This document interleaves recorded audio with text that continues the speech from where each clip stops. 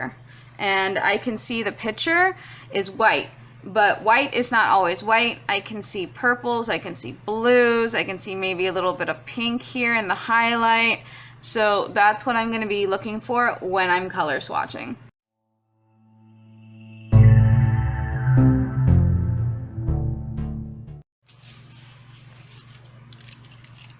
Okay, now we're going to start on the picture. And we're going to be using these colors. I have pink, purple, violet, blue, red, and green to match the shadows. Now, depending on the shadows and how I eventually figure out how to play them, that depends on how much I'm going to be using of each one. So, let us begin. And when I begin, I usually try to start at my darkest point and then move upward, because I can always go darker, but I can never go lighter. So if you start at a light point and it ends up being too dark, it's very hard to almost impossible to erase. So always try to start at your darkest point and then work your way out.